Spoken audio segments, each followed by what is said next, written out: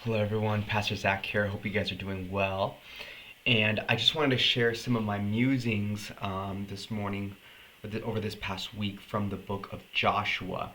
I'm going through my devotional plan has me going through Joshua chapter 14 through 17, I believe. Let me double check here. Yeah. And essentially what it is, it's the allotment of all the territories promised through, Moses, given to Israel as they enter and take the land of Canaan. And so, it's kind of boring. 14 and 15 are kind of like boring chapters a little bit. But of course, every time I read, I try to ask and pray to God and ask Him, Lord, is there anything in here that I'm missing? What is something that's in here that's really interesting? And if you read Joshua 15, you can't help but pause at verse 63. Joshua 15:63 says, "But the Jebusites, the inhabitants of Jerusalem, the people of Judah could not drive out. So the Jebusites dwelt with the people of Judah in Jerusalem to this day." Here's the significance of this passage. The promise of God was for Israel to be able to take over this territory. It was supposed to be given to all of them. As a matter of fact, if you just read through Joshua chapter 15, you will see, for instance, the faithfulness of Caleb, right? The boundaries of Judah's territory are divided up in verses 1 through 12. Kind of lists out the sections of what Judah's territory is going to be.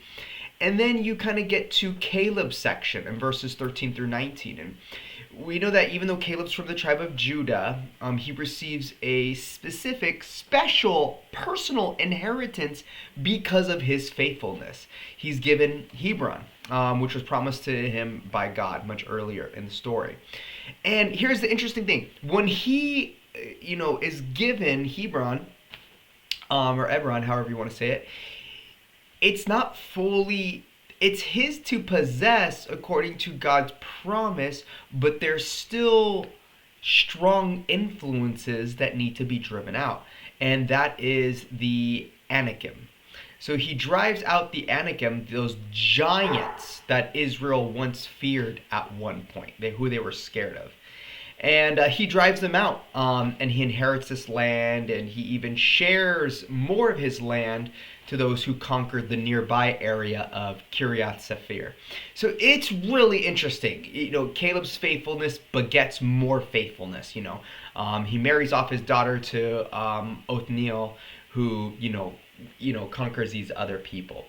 And then you get to the end of Joshua chapter 15, and it says, "But Jerusalem did not drive out the people of the Jebusites." They let the Jebusites continue to remain there. And why it's so interesting is because it kind of holds this tension that is pertinent, that's kind of persistent all throughout the book of Joshua, which is, if God is so mighty and God is so strong, as a matter of fact, in Joshua chapter 1, verses 5 through 6, Joshua tells Israel, "No man shall be able to stand before you all the days of your life. You should call this people to inherit the land." So Joshua, has this general assessment that Israel should have no issue in driving out the Canaanites, even though, they have these chariots of iron and are strong. So there's some tension here because we have to wonder, this statement of "could not," does that have to do with Israel's faithfulness or God's faithfulness? Because we know that God can do anything, and He promised that they could do it. So the tension here and the assumption is when we look at verse 63 and we read this phrase that Israel could not drive out the Jebusites, some begin to wonder if we cannot read it as early evidence of spiritual slippage. They slipped into convenience. They slipped into what's most comfortable. They didn't want to do the work of what it took to inherit the blessing that belongs to them. And it's rather interesting. It's an interesting conundrum that we have in this faith journey with God, right? God, makes a way for us, But he doesn't necessarily hand all of our hopes and dreams and promises on a silver platter while we just sit on the couch and watch TV, right? While we sit in a basement and play video games, right? We have a part to play in it. God is faithful, but we also have a part to play in being faithful. So it's kind of interesting. Caleb's faithfulness contrasts the rest of Israel's faithlessness.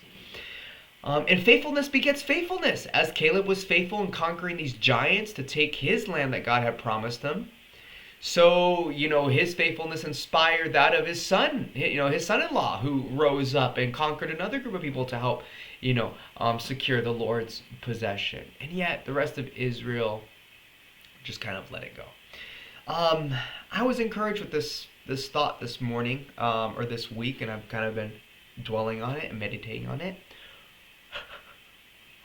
My God, what work do you have for me to do? What is it that I need to go and seize and conquer? You've made a way for it. You've provided a means for me to be able to receive it. But am I doing my part? Am I doing my ability with the gifts you've given me in my own free will to exercise my spiritual authority in order to take it, in order to seize what you have given me? Church family, we have a part to play in our experience with God. We are not just sitting passively watching everything. We are not spectators on the sidelines judging people. Or maybe we are and we shouldn't be. But you and I have an active role to play in these things.